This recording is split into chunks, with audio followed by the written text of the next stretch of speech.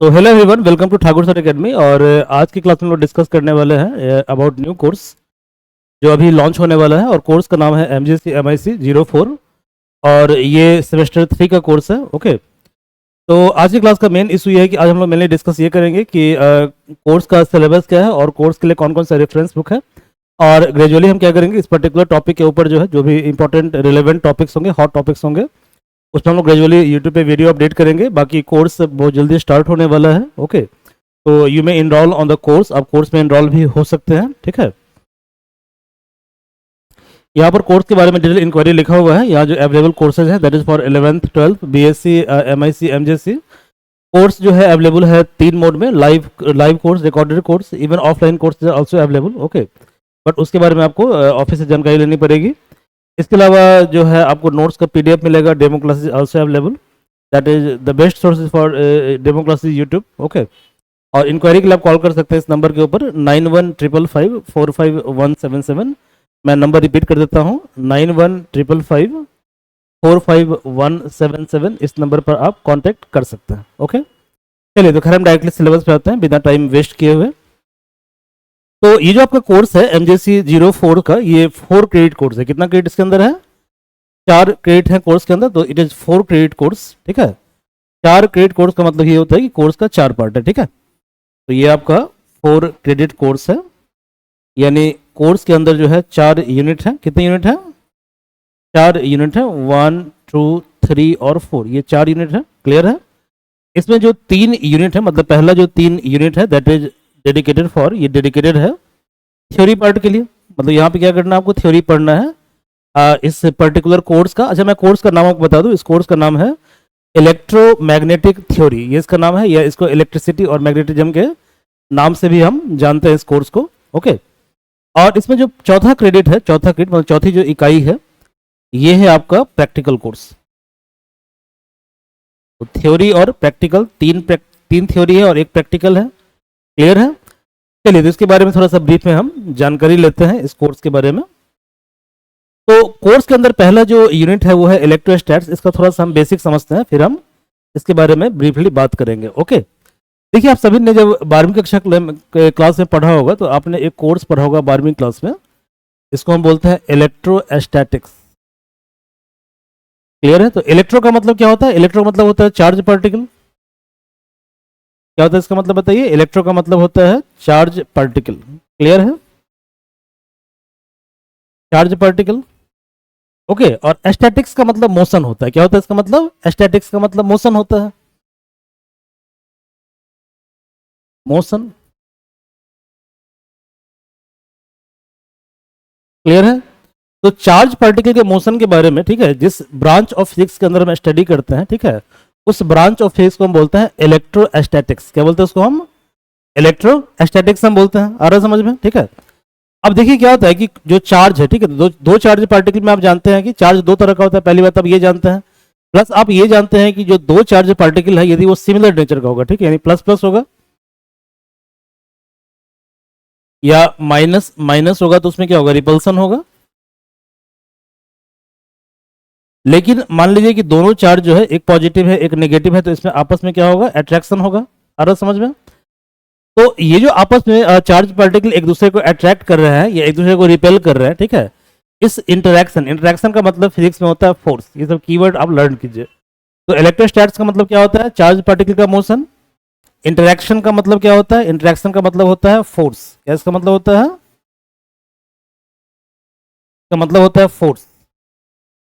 Clear है? तो 2 charge particle के बीच में आपस में क्या होता है? फोर्स लगता है। ठीक है, और फोर्स को लगने के लिए फील्ड का होना आवश्यक है। क्लियर है? तो विदाउट फील्ड मतलब इंटरैक्शन के लिए क्या जरूरी है? इंटरैक्शन क्यों होगा? फील्ड के कारण। किसके कारण? फील्ड के कारण। तो यदि मान लीजिए हम इलेक्ट्रिक फोर्स को पढ़ रहे हैं, तो इलेक्ट्रिक फोर्स का मतलब क्या होगा? कि इलेक्ट्रिक फील्ड के कारण इंटरेक्शन होगा। समझ में आ रहा है? ठीक है, तो इलेक्ट्रिक फील्ड के कारण इलेक्ट्रिक फोर्स लगता है, ऐसे ही ग्रेविटेशनल फील्ड के कारण ग्रेविटेशनल फोर्स लगता है। समझ में आ रहा है? बट यहाँ पे हम लोग ग्रेविटेशनल फोर्स के बारे में बात नहीं करेंगे। हम लोग बात करेंगे किसके बारे में? हम लोग बात करेंगे कि 2 चार्ज पार्टिकल जो आपस में इंटरेक्ट करता है, ठीक है, यानी 2 चार्ज पार्टिकल के बीच में जो फोर्स लगता है उस फोर्स का कारण क्या है। ठीक है, तो फोर्स का कारण क्या होता है? इलेक्ट्रिक फील्ड होता है। अब यहाँ पे समझिए जरा इस चीज को, ठीक है।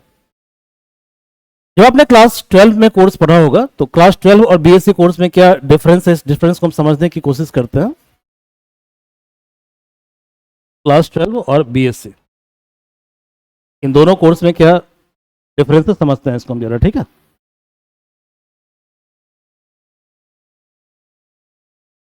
आपने वहां पर पढ़ा होगा कूलम्ब्स लॉ के बारे में।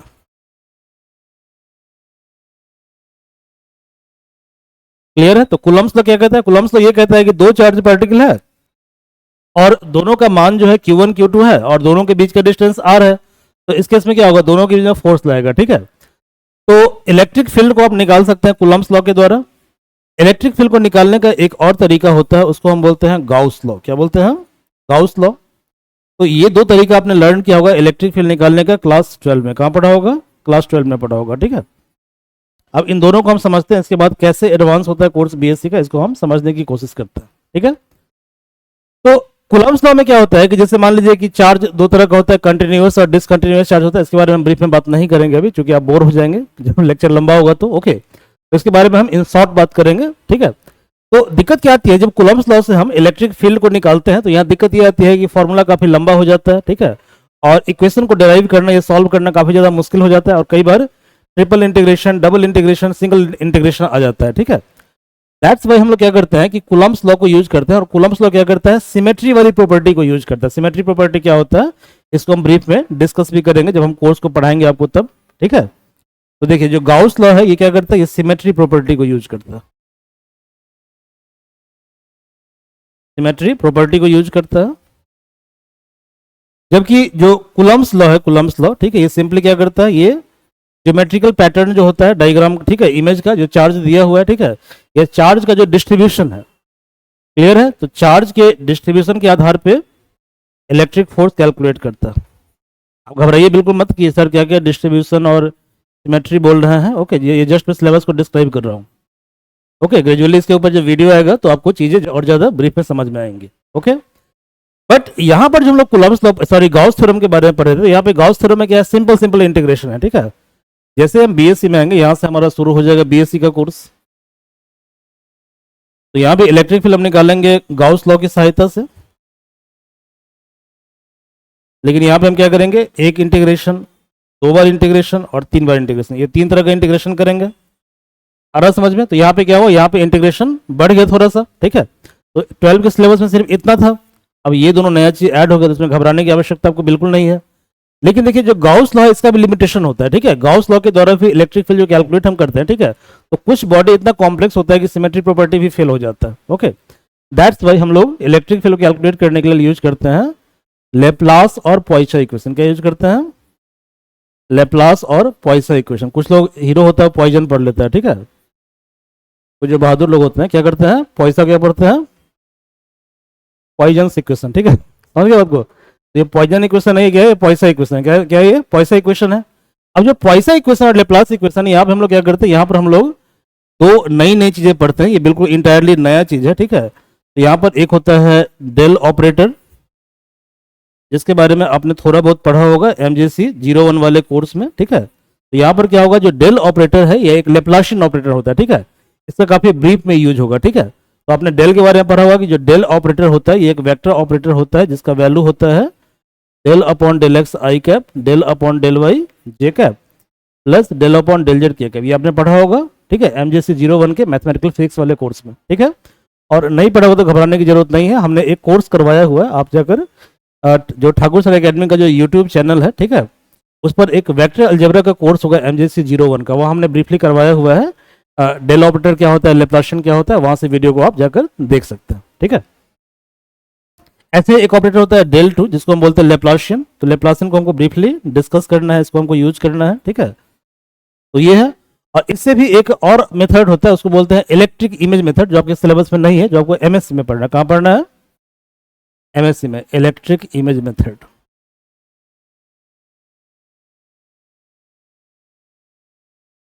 इलेक्ट्रिक इमेज मेथड ये आपको MSc में पढ़ना है, अभी आपको नहीं पढ़ना है, ठीक है। तो आप सिंपली क्या करना है, चैप्टर 1 में इलेक्ट्रिक फील्ड आपको निकालना है। कैसे निकालना है?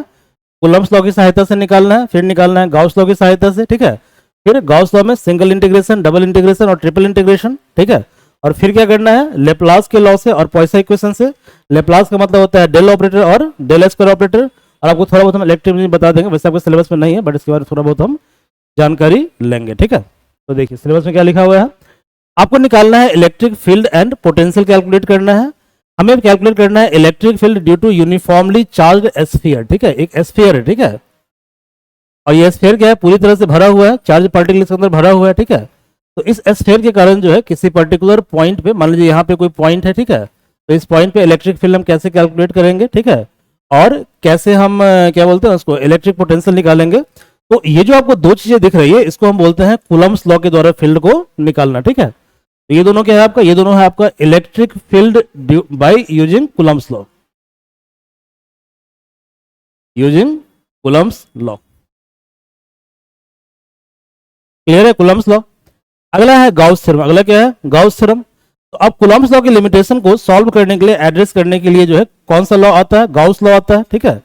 तो फिर क्या होता है, फिर हम गाउस लॉ के द्वारा भी क्या कैलकुलेट करते हैं, यहाँ भी हम कैलकुलेट करते हैं इलेक्ट्रिक फील्ड को। तो यहाँ पे लिखा है गाउस लॉ क्या होता है, और गाउस लॉ का एप्लीकेशन, एप्लीकेशन का मतलब क्या होता है कि वी हैव टू कैलकुलेट, हमें कैलकुलेट करना है electric field with the help of Gauss theorem, ठीक है। यानी गाउस थ्योरम की सहायता से हमें क्या निकालना है, हमें निकालना है इलेक्ट्रिक फील्ड को, ठीक है। तो हमें निकालना है इलेक्ट्रिक फील्ड, ठीक है, किसकी सहायता से, तो गाउस थ्योरम की सहायता से, ओके। कंडक्टर का करंट फील्ड कितना होता है ये हमको जानना है। अब इलेक्ट्रिक डाइपोल क्या होता है, इलेक्ट्रिक डाइपोल क्या होता है, देखिए समझिए इस चीज को, ठीक है। मान लीजिए कि ये दो चार्ज है, ये मान लीजिए कोई एटम है, ठीक है। तो एटम के अंदर क्या होता है, एटम के अंदर इलेक्ट्रॉन होता है, प्रोटॉन होता है और न्यूट्रॉन होता है, ये आप सभी को पता है, ठीक है। अब आपको ये भी पता है कि न्यूट्रॉन के ऊपर चार्ज नहीं होता है, ठीक है। तो चार्ज कहाँ पे होता है, चार्ज होता है इलेक्ट्रॉन प्रोटॉन पे। तो एक एटम है, एटम के अंदर मान लीजिए एक इलेक्ट्रॉन है, एक प्रोटॉन है, एक प्रोटॉन है, ठीक है। जैसे ही आप इलेक्ट्रिक फील्ड के अंदर रखोगे, इलेक्ट्रिक फील्ड अप्लाई करोगे यहाँ पे, ठीक है, इलेक्ट्रिक फील्ड अप्लाई करोगे तो क्या होता है कि पॉजिटिव चार्ज इलेक्ट्रिक फील्ड के डायरेक्शन में ट्रेवल करता है, ठीक है, और नेगेटिव चार्ज फील्ड के अपोजिट ट्रेवल करता है। तो क्या होगा, ये जो गोलाकार है, गोलाकार इसमें खिंचाव हो जाएगा, खिंच जाएगा ये। तो ये गोलाकार है, इसमें खिंचाव हो जाएगा, क्योंकि इस तरफ जो है, ठीक है, इस तरफ एक फोर्स लग रहा है प्लस क्यू इंटू ई, और इस तरफ एक फोर्स लग रहा है माइनस क्यू इंटू ई। तो अब दोनों चार्ज क्या हुआ, आपस में सेपरेट हो गया। तो इस तरह के सिस्टम को हम बोलते हैं इलेक्ट्रिक डाइपोल। क्या बोलते हैं, इलेक्ट्रिक डाइपोल। तो आपको पढ़ना है इलेक्ट्रिक डाइपोल के बारे में, और फिर आपको कैलकुलेट करना है कि इलेक्ट्रिक फील्ड कैसे हम निकालेंगे with the help of electric dipole, और कैसे हम कैलकुलेट करेंगे electric potential due to dipole, okay. और नेक्स्ट है dipole approximation for arbitrary charge distribution, ठीक है। यहाँ पे आर्बिट्रेरी चार्ज डिस्ट्रीब्यूशन का मतलब ये होता है कि आपको निकालना है कि जब चार्ज का डिस्ट्रीब्यूशन कंटिन्यूअस होगा, कैसा होगा, कंटिन्यूअस सिस्टम होगा। तो कंटिन्यूअस सिस्टम के लिए क्या करना है, कंटिन्यूअस सिस्टम के लिए जो है, ठीक है, आपको क्या करना है, फील्ड कैलकुलेट करना है, ठीक है।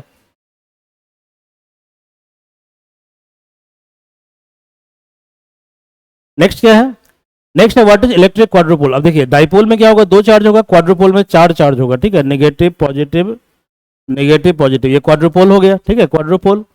कैसे हम निकालेंगे electric field due to quadrupole, ठीक है। Electrostatic energy of uniformly charge sphere, कोई चार्ज स्फीयर है, ठीक है, ये पूरी तरह से क्या यूनिफॉर्मली चार्ज है।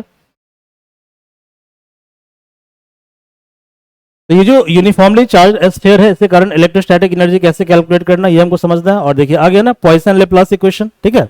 तो पॉइसन एंड लेप्लास इक्वेशन का मेन जो ऑब्जेक्टिव होता है वो क्या होता है, वो ऑब्जेक्टिव होता है इलेक्ट्रिक फील्ड कैलकुलेट करना। क्या कैलकुलेट करना, इलेक्ट्रिक फील्ड कैलकुलेट करना, और साथ साथ क्या कैलकुलेट करना, पोटेंशियल कैलकुलेट करना, ठीक है, इलेक्ट्रिक पोटेंशियल कैलकुलेट करना। क्लियर है। तो ये इक्वेशन होता है यहाँ पे आप डेल टू वी बराबर minus rho by epsilon not. यहाँ पे इसमें घबराने की जरूरत है कि सर क्या डेल टू लिख रहे हैं, ठीक है। तो यहाँ डेल टू को हम बोलते हैं लेप्लासियन, क्या बोलते हैं इसको हम, लेप्लासियन।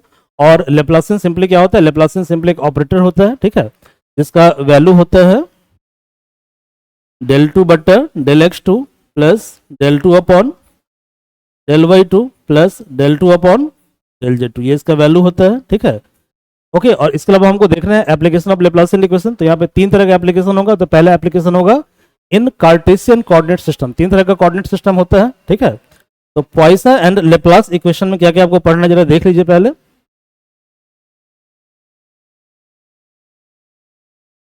पॉइसन लेप्लास इक्वेशन,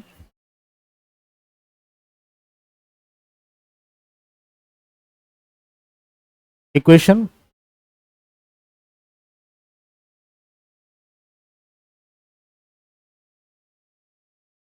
इसका एप्लीकेशन होता है तीन तरह के क्या कहते हैं कोऑर्डिनेट सिस्टम के अंदर। पहला होता है कार्टेशियन कोऑर्डिनेट सिस्टम,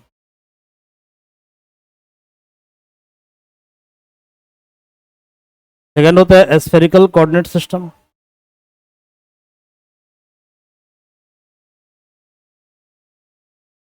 थर्ड होता है cylindrical coordinate system.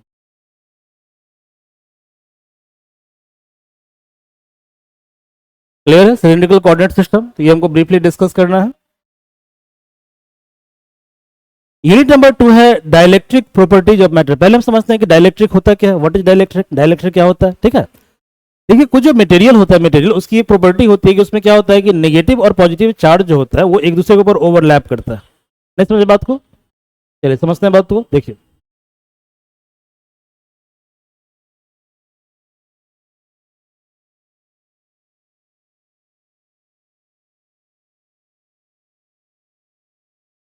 Sorry,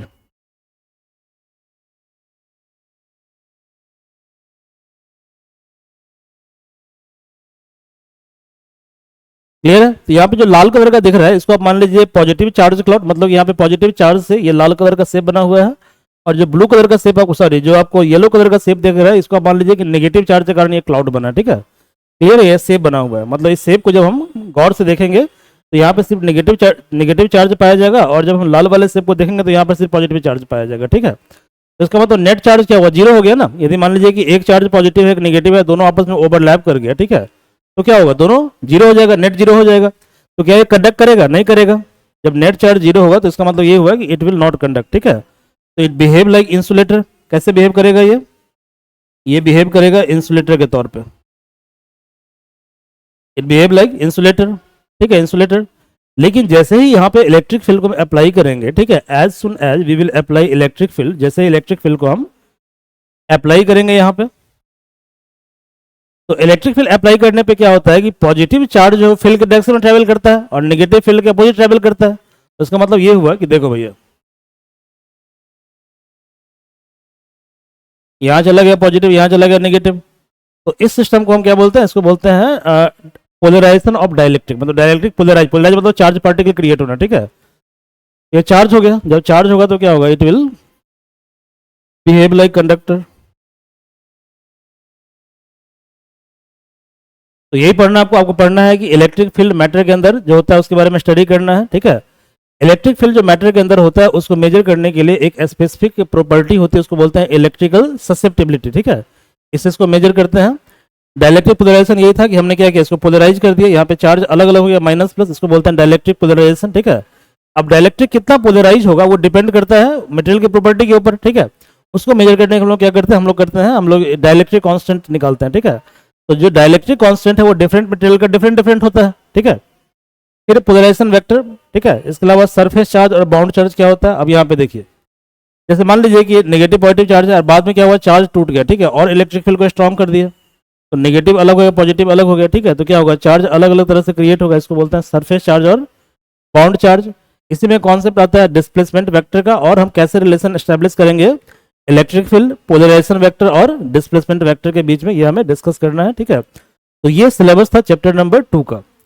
unit 3 क्या होता है, magnetism. What is magnetism, what is magnetism. मान लीजिए कि यहाँ पे एक वायर है, ठीक है, एक वायर है।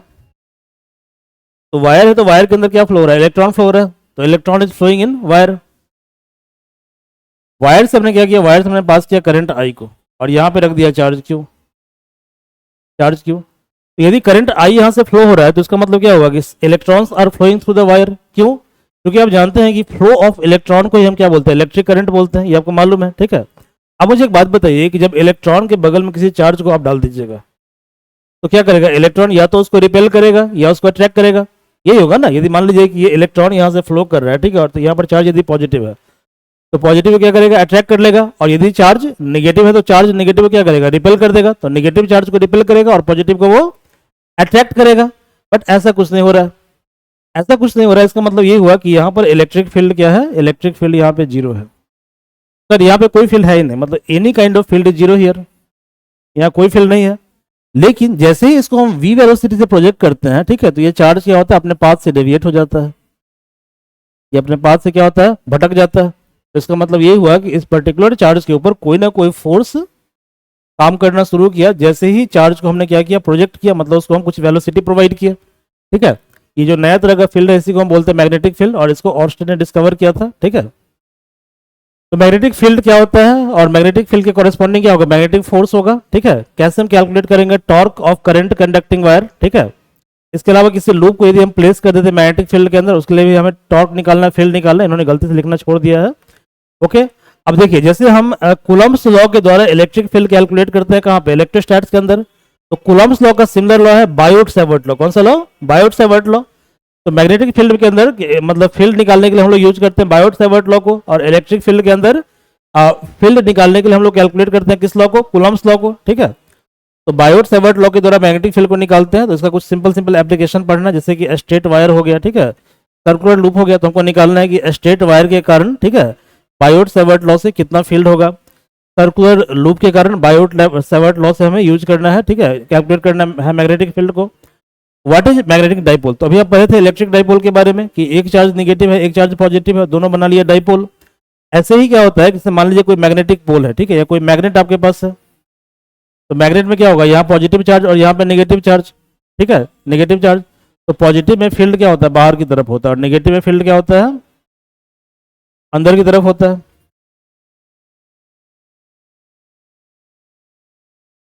तो इसको हम बोलते हैं मैग्नेटिक डाइपोल बोलते हैं, क्या बोलते हैं इसको, मैग्नेटिक डाइपोल बोलते हैं, ठीक है। अगला है मैग्नेटोमोटिव फोर्स, ओके, ये आपको कैलकुलेट करना है।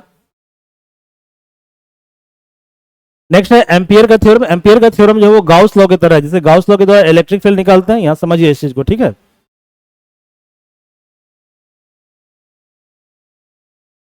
जो कूलम्ब्स लॉ है उसके एनालॉगस है आपका बायोट-सैवर्ट लॉ।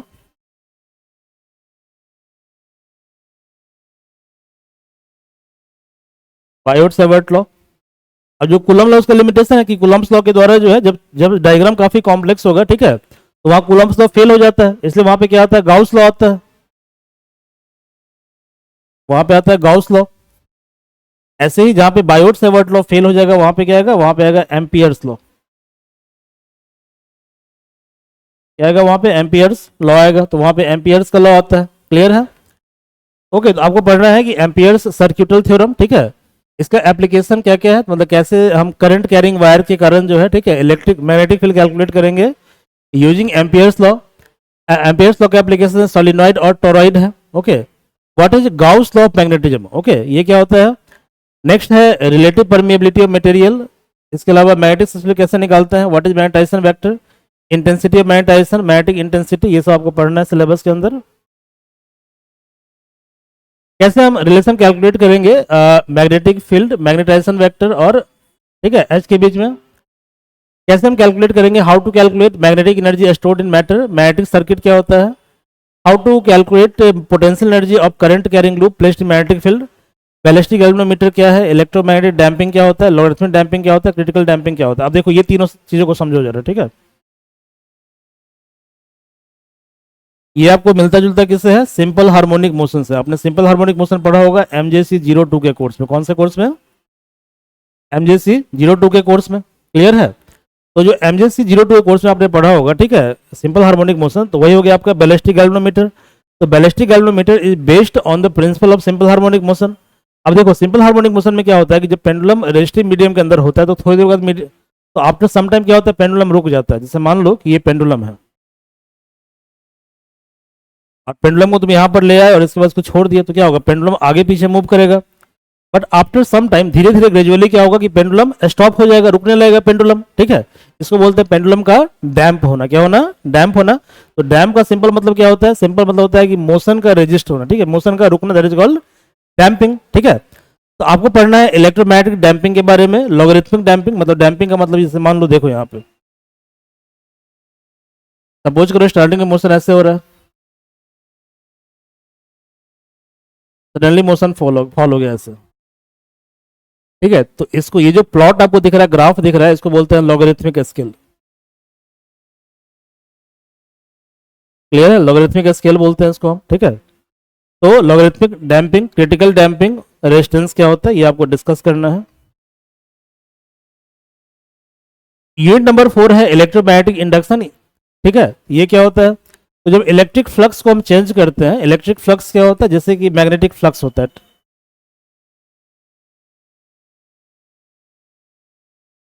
जो ई और डेल्टा एस होता है इसको बोलते हैं हम इलेक्ट्रिक फ्लक्स। क्या बोलते हैं इसको हम, इलेक्ट्रिक फ्लक्स बोलते हैं।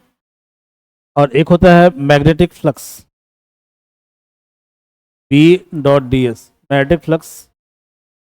क्लियर है, तो जब मैग्नेटिक फ्लक्स को हम चेंज करेंगे तो उसके कारण क्या होता है, करंट क्रिएट होता है, और इसको हम बोलते हैं Faraday's law of electromagnetic induction. और लेंज लॉ की सहायता से हम ये पता करते हैं कि जब हम मैग्नेटिक फ्लक्स क्रिएट करेंगे तो वहां पे करंट का डायरेक्शन क्या होगा लूप के अंदर। क्लियर है, ये हम पता करेंगे।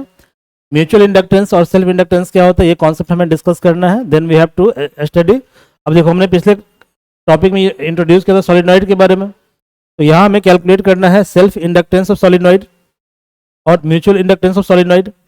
इसके अलावा करंट कैरिंग लूप क्या होता है, कैसे हम एनर्जी स्टोर, मतलब मैग्नेटिक फील्ड के कारण जो एनर्जी स्टोर होता है सॉलिनॉइड के अंदर। ठीक है, ये कैलकुलेट करना है हमें। कैलकुलेट करना है electric field induced due to time varying magnetic field, magnetic field induced due to time varying electric current. मतलब कि जब हम क्या करेंगे, जब हम मैग्नेटिक फील्ड को वेरी करेंगे तब कैसे इलेक्ट्रिक फील्ड क्रिएट होगा, और जब हम क्या करेंगे, वेरी करेंगे, चेंज करेंगे, वेरी मतलब चेंज करना, जब हम चेंज करेंगे इलेक्ट्रिक फील्ड को तब कैसे क्रिएट होगा मैग्नेटिक फील्ड। ओके, मैक्सवेल का 4 इक्वेशन पढ़ना है। अब यहाँ पे देखो, बड़ा इंटरेस्टिंग है चीजें, समझो चीजों को।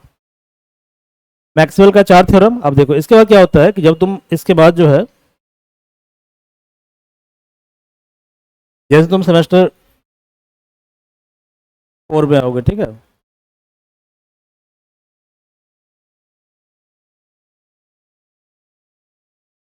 सेमेस्टर 4, हाँ, एक कोर्स है MJC 05, सेमेस्टर 5 में, सॉरी।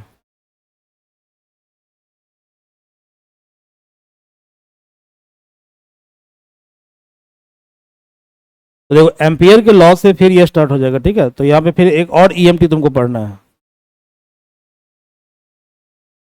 और ये है एडवांस ईएमटी। कौन सा ईएमटी है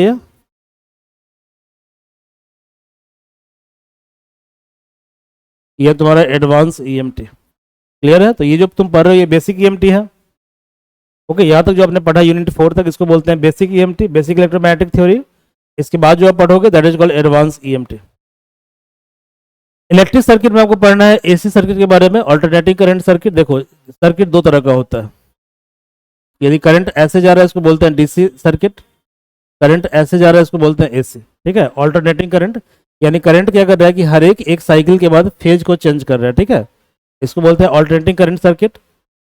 किरचॉफ लॉ कैसे अप्लाई करेंगे एसी सर्किट के अंदर, यहाँ पे रेजिस्टेंस नहीं होता, यहाँ पे रिएक्टेंस होता है। ठीक है, जैसे कि सिंपल जो सर्किट होता है, देखो यहाँ पे एक मान लो लगा दो, बल्ब लगा दो,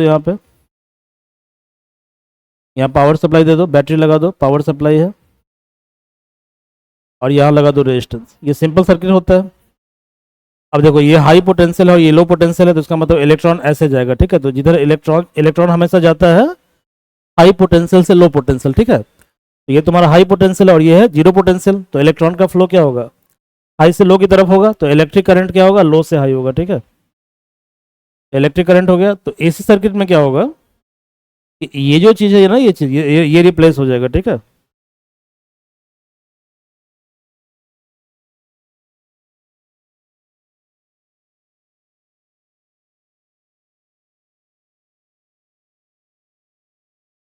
ये हो गया ईएमएफ, और रेजिस्टेंस हो गया जेड।